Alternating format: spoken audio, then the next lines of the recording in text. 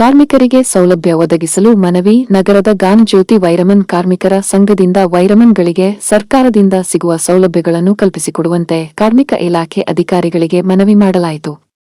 ಸಂಘದ ಕಾರ್ಯದರ್ಶಿ ಹರ್ಷವರ್ಧನ್ ಹುಬ್ಬಳ್ಳಿ ಸೇರಿದಂತೆ ಸದಸ್ಯರು ಹಾಜರಿದ್ದರು.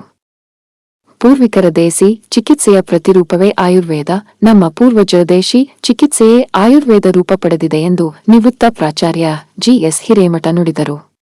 ಅವರು ಪ್ರೋಬಸ್ ಕ್ಲಬ್ ಮಾಸಿಕ ಕಾರ್ಯಕ್ರಮದಲ್ಲಿ ಹಿರಿಯ ನಾಗರಿಕರ ಜೀವನ ಶೈಲಿ ಮತ್ತು ಆರೋಗ್ಯ ಕುರಿತು ಉಪನ್ಯಾಸ ನೀಡಿದರು. ಈ ಸಂದರ್ಭದಲ್ಲಿ ಪ್ರೋಬಸ್ ಕ್ಲಬ್ ಸದಸ್ಯರು ಹಾಜರಿದ್ದರು. ಪಹ್ಪೂ ಕಾಲೇಜುಗಳ ಕ್ರೀಡಾಕೂಟ ಉದ್ಘಾಟನಾ ಸಮಾರಂಭ. ನಗರದ ಜಿಲ್ಲಾ ಕ್ರೀಡಾಂಗಣದಲ್ಲಿ ತೋಂಟದ ಸಿದ್ದೇಶ್ವರ ಪಹ್ಪೂ ಕಾಲೇಜು ಹಾಗೂ ಜಿಲ್ಲಾಡಳಿತ ಸಹಯೋಗದಲ್ಲಿ ಪಹ್ಪೂ ಕಾಲೇಜುಗಳ ಕ್ರೀಡಾಕೂಟ ಉದ್ಘಾಟನಾ ಸಮಾರಂಭ ನೆರವೇರಿತು. ಸಚಿವರಾದ ಎಫ್ಕೆ ಪಾಟೀಲ ಕ್ರೀಡಾಕೂಟ ಉದ್ಘಾಟಿಸಿದರು. ಈ ಸಂದರ್ಭದಲ್ಲಿ ವಿವಿಧ ಇಲಾಖೆಗಳ ಮುಖ್ಯಸ್ಥರು ಹಾಗೂ ಪ್ರಾಚಾರ್ಯರು, ವಿದ್ಯಾರ್ಥಿಗಳು ಉಪಸ್ಥಿತರಿದ್ದರು. ಯುವಜನೋತ್ಸವ ಭವಿಷ್ಯದ ಮೈಲಿಗಲ್ಲಾಗಲಿ. ಸಚಿವ ಎಫ್ಕೆ ಪಾಟೀಲ, ಯುವ ಜನೋತ್ಸವ ಕೇವಲ ಮೋಜು ಮಸ್ತಿಗೆ ಸೀಮಿತವಲ್ಲ, ಬದಲಿಗೆ ಅದು ಭವಿಷ್ಯದ ಮೈಲಿಗಲ್ಲಾಗಲಿ ಎಂದು ಸಚಿವ ಎಫ್ಕೆ ಪಾಟೀಲ್ ನುಡಿದರು. ಅವರು ನಗರದ ಸನ್ಮಾರ್ಗ ಕಾಲೇಜಿನಲ್ಲಿ ಜರುಗಿದ ಯುವ ಜನೋತ್ಸವ ಕಾರ್ಯಕ್ರಮ ಉದ್ಘಾಟಿಸಿ ಮಾತನಾಡಿದರು.